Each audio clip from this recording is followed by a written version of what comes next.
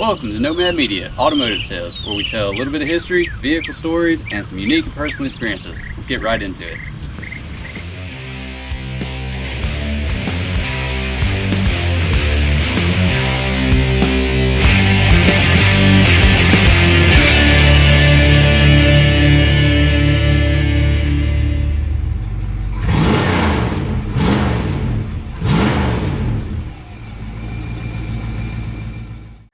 So today we have Eric Perrine with the 1974 Dodge Challenger RT clone, but still a nice car. That doesn't affect anything. Thanks for taking the time to talk to me today, Eric. So let me just hand it off to you. Let's get started with some of the stories on this car.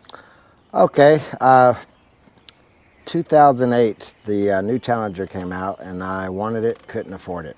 So I found this one on Craigslist out in California. He wanted $9,000 for it.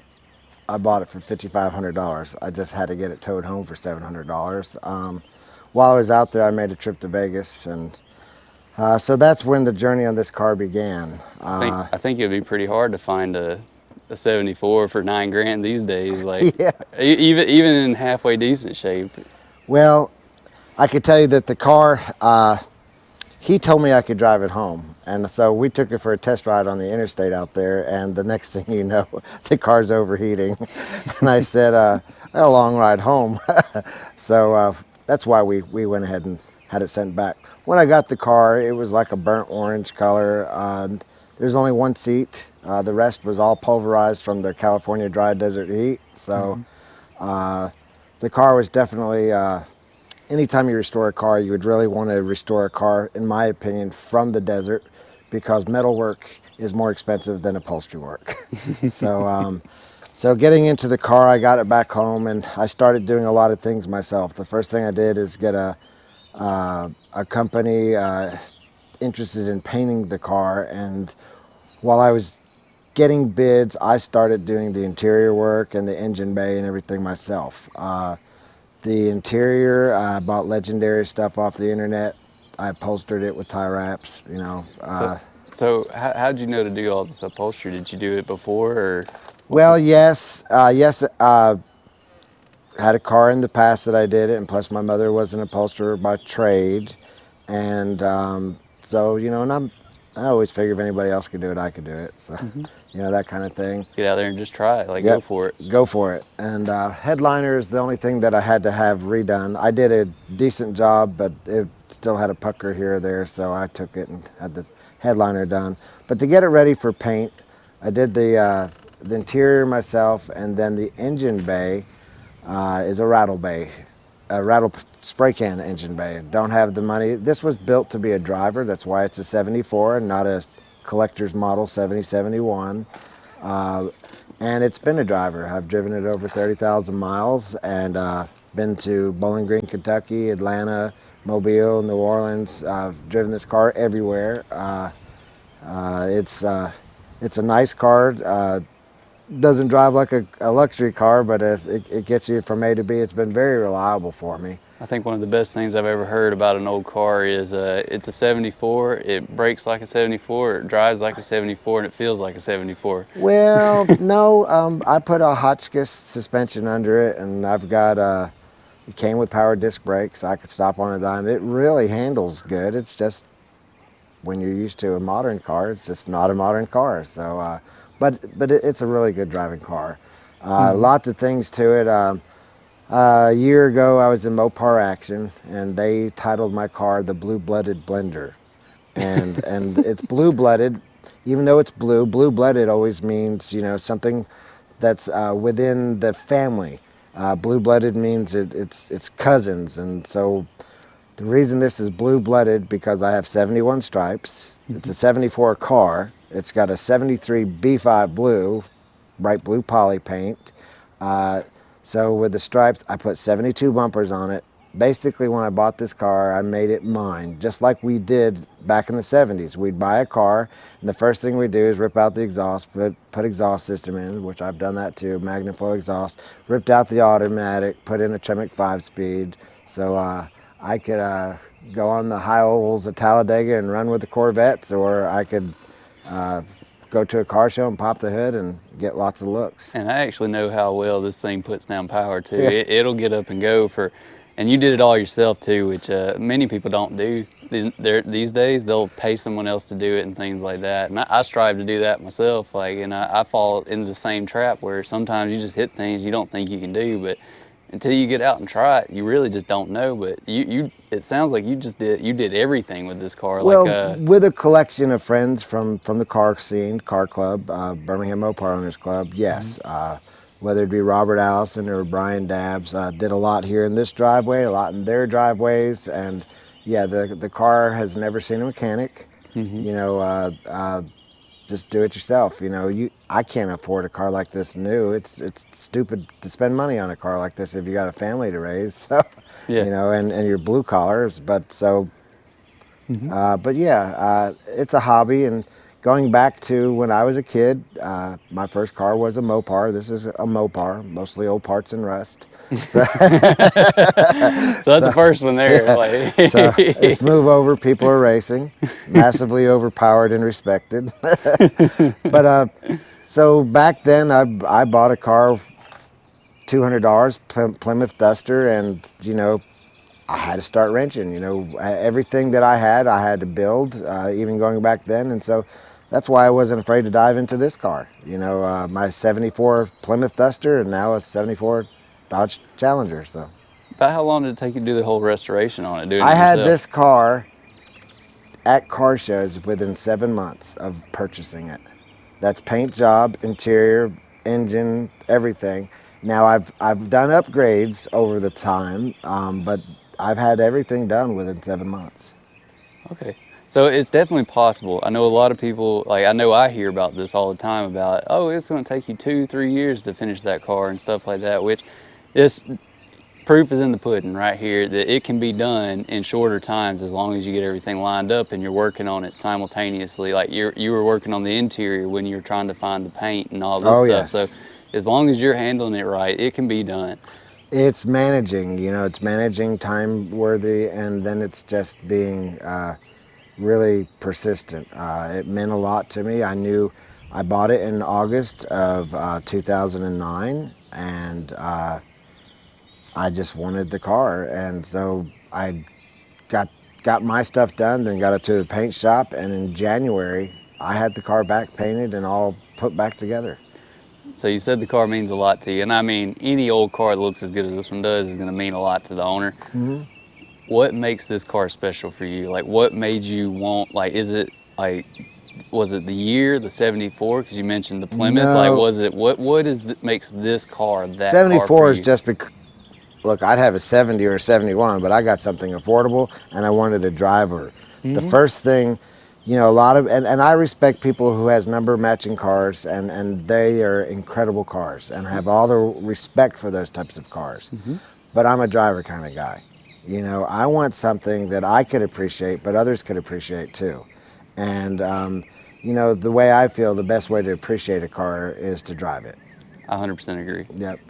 You know, Brian, with your car, you know, you take it everywhere. And the part of the joy is hoping that guy that you're driving down the side of the road doesn't pull into you while he's staring at you. You know, because you get a lot of looks from driving them. And I think I've won a few car shows over similar competition, mainly because they know I'm driving my car. And it matters to the judges. They say it doesn't, but it does. A few, just one or two. Yes, it does matter. I'm not going to go into names, but I know I've built I've beat a 1,000-point car in a car show, and I think the only reason it could have happened is they knew that I just drove this from Alabaster, Alabama to Mobile, Alabama, and cleaned it up and showed it, and I beat a car that I thought was better than mine, and I actually picked it to win that show, and it should have had. So. If you were to keep this car, what would you really want your kids to know about it? What makes this car Dad's car? Well, the best thing about it is my kids can't drive a stick shift, so it's not going to be theirs. Okay, that makes It's wife-proof and kid-proof. Let's just say if they did. So you know, well, the car, you know, having something that is this personalized makes it easy for them to always think of me once I'm dead and gone. I plan on outliving them, but you know, but it makes you easy to buy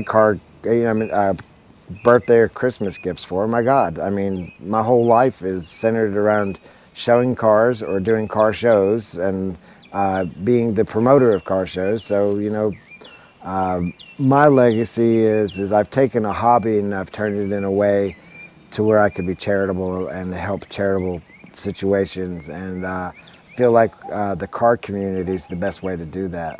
The car people in this community of what we have here in Alabama is probably the best type of people that there are. I love my church friends, but if I needed a favor, I'd call a car friend.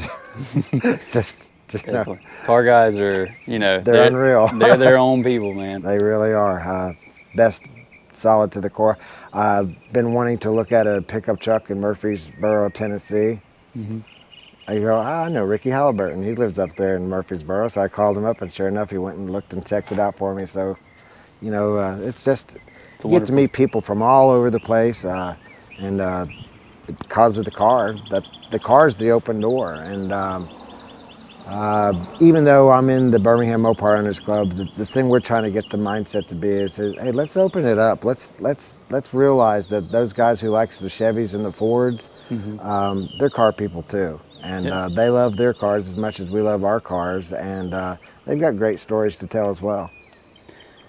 I agree with you, man. I fully support that, and I mean, I know I'm part of BMOC as well, which I don't think I've mentioned that, but so that's how I know Eric. But big man on campus, and not just Birmingham Mopar Owners Club.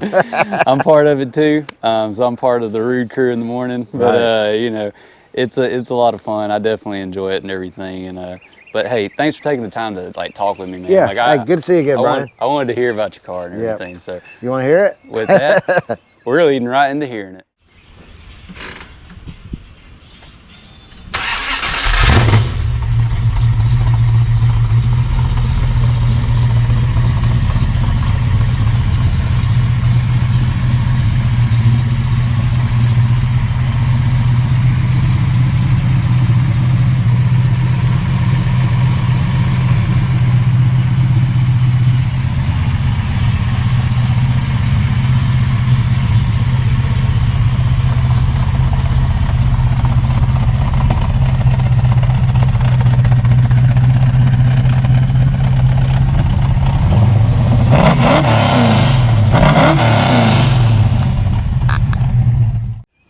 All right, so that's going to do it for Eric Perrine's 1974 Dodge Challenger. Thanks, man. It's a beautiful car. I'm glad that you got the chance to talk to you on it and everything. And is there anything you'd like to say to the audience? Yeah, I just want to tell everybody thanks for stopping in, but make sure you check out Brian's YouTube channel and subscribe. He's a great guy, and I think he's got a good thing going here. So. Hey, thank you, man. And be sure y'all stick around to the end of this episode. We're going to put a little bit of an advertisement for something you don't want to miss involving BMOC. Stick around, stay tuned, and I'll see you in the next one. Peace.